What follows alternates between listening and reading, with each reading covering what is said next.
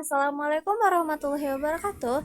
Sampurasun sadayana tepangkeun nami abdi Syakira Mesa Kartiwa di dia abdi di kelas 9C bade ngadamel biantara.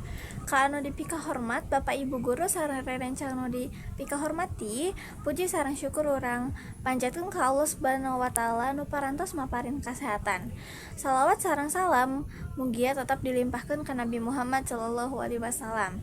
Dina kasempatan ieu sim kuring bade nyamperkeun biantara judulna pendidikan jeung motivasi diajar. Rerencan sadayana pendidikan teh bekal anu penting pikeun ngahontal cita-cita. Ku diajar urang tiasa jadi jalma anu manfaat pikeun diri sorangan, kulawarga sarta masyarakat. Dina proses diajar sok aya rasa capek, bosen, nanging urang kedah tetep semangat.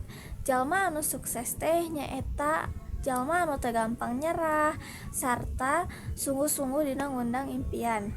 Motivasi diajar bisa datang tina diri sorangan, kulawarga, jeung lingkungan anu positif. Ku kitu, hayu urang tetep rajin diajar, disiplin, jeung masang tujuan anu jelas supaya masa depan urang langkung cerah. Rerencan sadayana kitu we biantara anu tiasa sim kuring samperkeun, mugi tiasa janten panginget pikeun urang sadayana supaya langkung sumanget dina diajar.